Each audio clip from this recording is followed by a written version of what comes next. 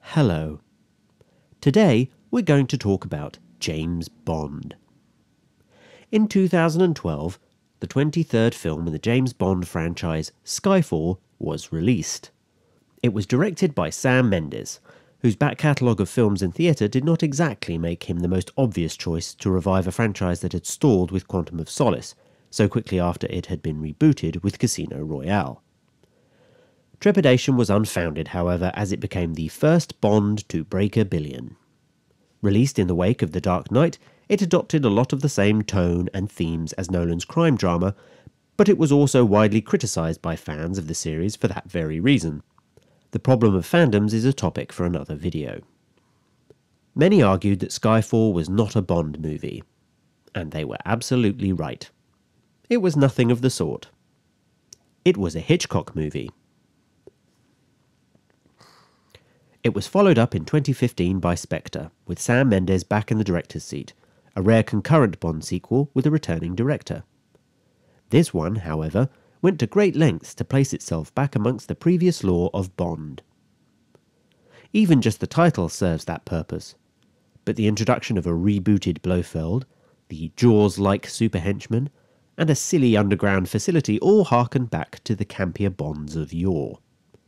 Except this one wasn't a Bond movie either. It was an H.P. Lovecraft adaptation. So, how were two movies within such a strict and established franchise made into films from two entirely different genres? Because Skyfall and Spectre are, in fact, a Gothic and Modernist horror, respectively. To understand how and why they do this, let's look at these films individually and the genre influences they draw from. Starting with Skyfall. Gothic literature emerged in the 18th century with a novel called The Castle of Otranto. There is some dispute over precisely what makes a story Gothic, but there are a few generally agreed upon elements. They are usually set in or around an old building or castle, typically of Gothic architecture, hence the name. This building tends to be the home to some form of mystery that is normally something to do with the heritage or family, and often a secret kept within that family. There is often an element of the supernatural, ghosts and hauntings and such, and in most Gothic fiction someone is murdered or kills themselves. The atmosphere conjured by all this is often one of fear and melancholy. There is also frequently an element of social commentary or satire, usually to do with class, because it's of European origin and we're all obsessed with class. In short, Gothic fiction is about the oppressive weight of the past. When I say Skyfall is a Hitchcock film, I'm referring to the fact a lot of his films were Gothic in style too. Most memorably, his adaptation of the Daphne du Maurier novel Rebecca. A story set in an old castle, with the titular Rebecca having taken a new husband who has a dark secret from his past, haunted by a former wife, and is shot through with a pervasive atmosphere of melancholy. But one of Hitchcock's favourite story elements relevant to this discussion is that of the mother, an oppressive matriarchal figure who creates a theme of Oedipal conflict. This trope is found in a lot of Hitchcock movies: Psycho, The Birds, Rebecca, Strangers on a Train, Shadow of Doubt, and more, all have some sort of overbearing mother figure. His films also conform to other Gothic formula too. Think of the Queen Anne architecture of the house in Psycho, the various mysteries, murders and mayhem in almost all his films, the elements of suspense, the supernatural or unexplained. Hitchcock was a master of Gothic storytelling. You may be starting to see where this is all going. Skyfall is a film burdened by the weight of the past. Not just the fact the previous film in the Bond franchise was a flop, but the whole heritage of Bond and what he represents was on the line. Skyfall was to be released on Bond's 50th anniversary, so carried a fair amount of expectation in that department, but more importantly, the idea of Bond was in crisis. Judi Dench points out in Goldeneye, from some 20 years previous, that Bond is A sexist misogynist dinosaur, a relic of the Cold War. And she wasn't wrong. Bond is dated. A hangover of Britain's colonialist past. The traditional empirical hero. This is something Britain has attempted to separate itself from for the last 50 years or so, until recently. And Bond felt like a sad and unimportant throwback to an outdated idea of what Britain was on the world stage. Spies were largely redundant given that most of that work was done remotely by 2012.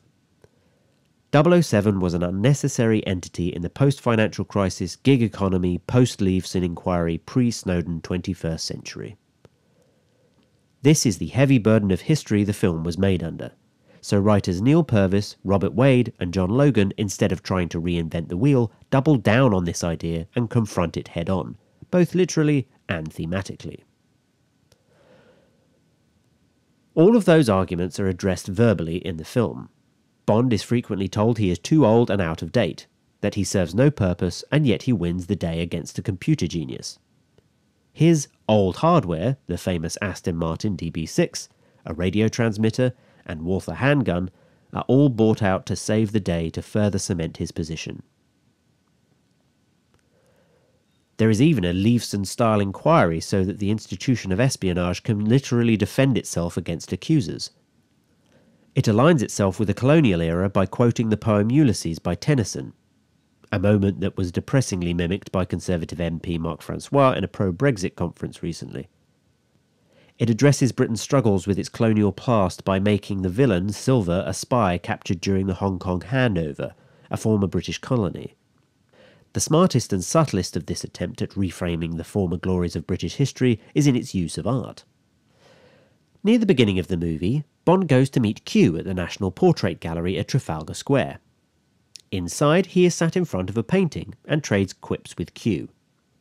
If you're a fan of J.M.W. Turner, like me, you will recognise the picture as the Fighting Temeraire, once voted the nation's favourite painting in the UK. It depicts the old warship Temeraire being tugged by a steamboat to her final berth where she was broken up for scrap. A slightly on-the-nose analogy for Bond as he stands at that moment, something Q cannot help but comment on. However, in the very final scene, and almost the final shot of the movie, there is a very subtle callback. In the new M's new office, we find ourselves in a room much more akin to the M offices of the past, from Dr. No and beyond. All leather-covered seats, wood-panelled walls, and maritime paintings. Because attention was previously drawn to maritime paintings, we should realise that the painting on the wall of M's office should not be treated as innocent. So what is the painting of? The painting that hangs between M and 007 in those final shots is Thomas Butterworth's clumsily titled "The HMS Victory heavily engaged at the Battle of Trafalgar." Trafalgar, eh? It depicts Nelson's mortal wounding at the sea battle of Trafalgar, where he had ordered an unconventional attack to break up the Franco-Spanish fleet. It worked, and the battle was won, but cost him his life. You can probably already see the parallels between this, Bond's battle at Skyfall, and Judi Dench's noble end, but what you might not know is what else is depicted in that painting. The boat that followed directly behind Nelson's ship, the Victory, at the Battle of Trafalgar, the moment depicted in the painting, was the Fighting Temeraire. That old ship that was being put out to pasture earlier in the movie is now seen again in its former glory, literally following victory. I could go on for hours about the various ways Skyfall addresses its heritage and reframes it. Suffice to say, it has this element of Gothic fiction covered. It also has a disfigured character often seen in classic Gothic fare like the Phantom of the Opera or the Hunchback of Notre Dame. It has the old family castle, itself a secret. The title of the film is mentioned once at the beginning and never again. The twist of its meaning is revealed in a tracking shot over the house's entrance when Bond and M arrive. The house even has a secret passage also born out of its heritage. As M says, "It's a priest hole." But where Skyfall meshes best with Gothicism and Hitchcock is in Judi Dench's M. She comes to represent a mother figure to Bond and to Silver in a creepily Oedipal way, just like in all those Hitchcock movies, and is the domineering matriarch character of a lot of Gothic fiction. While there are no literal ghosts in Skyfall, it is a movie haunted by its past that uses the cinematic language of Gothicism to conjure this eerie and unpleasant spectre of Bond and Britain's difficult past. If nothing else, a climax wreathed in the flames of a burning castle, creating the silhouettes out of the characters as they roam the Scottish moors steeped in eldritch light, seems to nail down the tone of Gothic horror quite well. So how is this reversed in Spectre and its more modernist horror sensibilities? Modernism is a philosophical movement that came about in response to the titanic shifts in Western society around the late 19th and early 20th centuries. Modernist horror can, arguably, be seen as having been created by Joseph Conrad in his novella Heart of Darkness from 1899. Modernist horror tends to focus on things like identity and existential threats to the self, reflecting how people from the largely white Western nations were coming to terms with a drastically changing industrial complex, quickly reducing empires and the rise of other cultures and identities within society. It is an abstract form of dread captured in these stories that stems from the loss of meaning culturally, personally, and in later cases, cosmically. Enter Lovecraft and his own brand of existential cosmological horror that was born out of those selfsame fears he had of losing his identity amongst the growing identities of other cultures and races that were growing in voice across America at the time. This is to say that H.P. Lovecraft was a massive racist, and his stories reflect that both literally and subtextually. As such, modernist horror can be seen as being about the crushing weight of the future. So how does Spectre fit into this? Spectre, almost in response to the deep Gothicism of Skyfall, channels many different tropes of the modernist horror genre, the most significant being the theme of identity. The identity of Christoph Waltz's character, Franz Oberhauser, is a mystery for most of the movie, or rather, the film wants it to be. The title of the film somewhat gives away the fact that he is Blofeld before you've set foot in the cinema, something nobody told the marketing team apparently. But still, Oberhauser spends the film struggling with his identity and ultimately creates a new one in Blofeld, an existential crisis if ever there was one. Meanwhile, Bond himself is stuck, struggling to move on after M's death. The relationship between Bond and Blofeld, while laughable, further extends this crisis of identity for both characters. But where Skyfall embodied its Gothic trappings thematically, Spectre more or less only uses the aesthetics of modernist horror. Multiple elements from many classics of the existential horror genre are alluded to or directly referenced in the movie. Mr. White, from Casino Royale and Quantum of Solace, is codenamed the Pale King, a direct reference to the modernist horror classic The King in Yellow by Robert Chambers. The global surveillance agency that is seen as an existential threat to MI6 is called Nine Eyes, akin to the Shoggoth of Lovecraftian lore that is described as having myriads of temporary eyes. This is also reflected in the meteorite Blofeld keeps housed and shows to his guests, a cosmic existential threat to Earth that, on screen, also resembles the shapeless congeries of protoplasmic bubbles of a Shoggoth. The mouse that disappears into the wall of the hotel that reveals to Bond a hidden tomb of ancient terrifying secrets recalls almost verbatim the Lovecraft story, The Rats in the Walls. The entire opening is set in Mexico City during the Day of the Dead, literally planting the flag for its mission statement on exploring existential concerns. Sadly, as inspired as this ambition might be, it is largely unsuccessful. Spectre arrived with a newly reaffirmed identity for Bond after Skyfall, so it is puzzling as to why they decided to force a theme of questioning one's existence into the film. Again. This might have functioned better if it had arrived before Skyfall, as that period was much more of an existential crisis for the franchise and the character, whereas the filmmakers have to clumsily manufacture this story element to fit the theme, or vice versa, and don't quite manage it.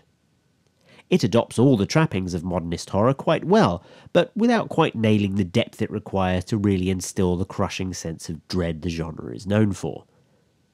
Comparisons can be drawn between these two movies and seasons 1 and 3 of True Detective, but sort of in reverse. While season 1 of True Detective perfectly captures the sense of existential dread it constantly references, season 3 encapsulates the elements of Gothicism just as successfully. Season 1, with its story told from the future but gives the audience no sense of where it is going, embodies existential themes while referencing classics of the genre, with allusions to Yellow Kings, Carcosa, and nihilistic philosophies. Season 3, on the other hand, is told from the future but without clarity of what happened in the past, embodying the themes of Gothic fiction, along with giant castles with hidden rooms, dark family secrets, overbearing matriarchal figures, and even the hint of a ghost. Season 1 is punished by the weight of an unknown future. Season 3 is punished by the weight of an unknown past. Skyfall accomplishes this with its Gothicism, but Spectre fails with its attempt at modernism. Skyfall was a departure from the franchise canon and succeeded in appealing to audiences beyond the Bond fans, while Spectre tried to conform to its heritage and appeal to those fans, but was a relative failure. Both admirably tried to shift genres with a film series that was being crushed under the weight of its own history, and that should be applauded. Perhaps that's why Skyfall succeeded so well. It best confronted that crisis. I guess we'll have to wait and see what the new director Cary Fukunaga conjures up in the next Wait, Cary Fukunaga? Who directed True Detective Season 1? Well. Today we learned Skyfall is Gothic horror, a genre which wrestles with the past. Spectre is modernist horror, a genre that wrestles with the future. And that maybe wealthy white men paid to murder in foreign countries are horrors all of their own, and are probably more terrifying to a global populace than any abstract representation of innate fears like a man dressed as a clown. Make sure you note this down in your exercise books, as these points will be returned to in future videos. Thanks for watching.